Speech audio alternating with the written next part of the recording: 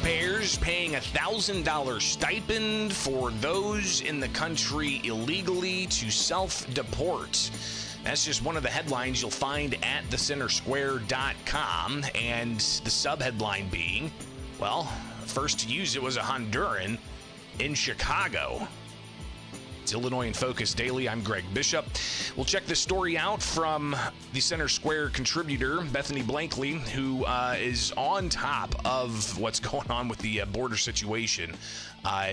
Really, it's kind of fascinating, this particular story with President Donald Trump also talking about this yesterday.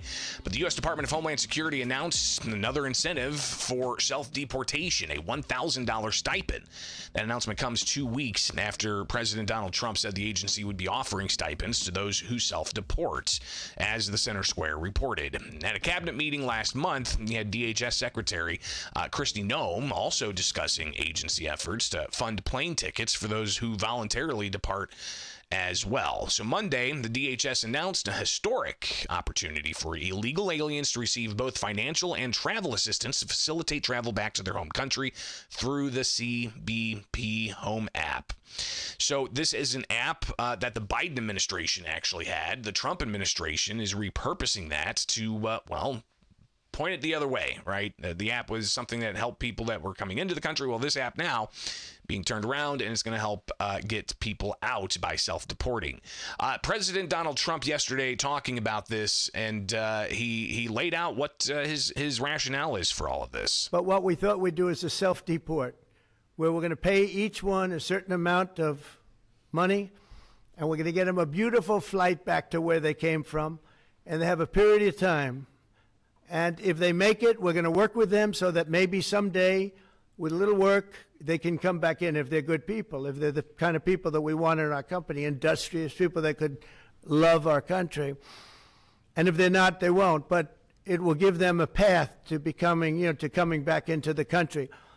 If they miss that limit, they're going to be taken out of our country, and they will never get a path to come back in. And it'll be a much tougher process. And it's called self-deportation. And by doing that, you're talking about so many millions of people. By doing that, we've taken out thousands of terrorists, drug lords. What we've done is amazing. And as sure, Tom Homan and Kristi Noem have done an incredible job. They really have done an incredible job. But it's a hard job.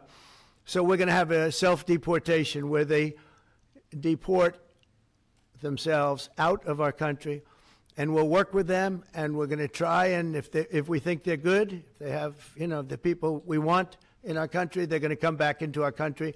We'll give them a little easier route. But if they don't work, and if we take them out after the date, then they're never coming back, and that's the least of the problems. So President Trump laying out the plan, and obviously there's a little caveat there beyond just $1,000 taxpayer stipend.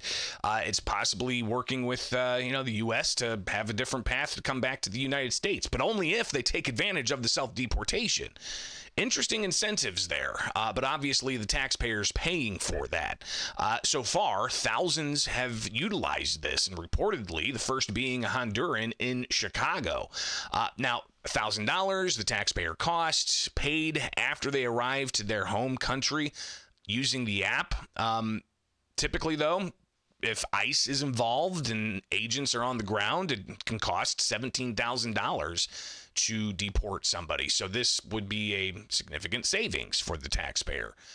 So how this is going to work out in the long run, especially with all the other considerations that are going on with the legal questions and people working to make due process an issue here, it's a story that's going to continue to develop and evolve. It's every morning and every day, every hour, there are going to be twists and turns to this whole situation, likely for the next 3.5 years. All right, it's Illinois in Focus Daily. That's just one headline you'll see if you get to the website, thecentersquare.com, where you can also sign up for the newsletter. It's real simple. Just go over there, click on newsletter, and you'll see that you can sign up for headlines coming out of Washington, D.C., and in particular here with Illinois in Focus, a lot of headlines coming out of Illinois. All right, so make that happen. Get the newsletter or the podcast. Where you get podcasts, just search Illinois in Focus Daily. Each and every weekday morning here live on the Center Square, here with YouTube.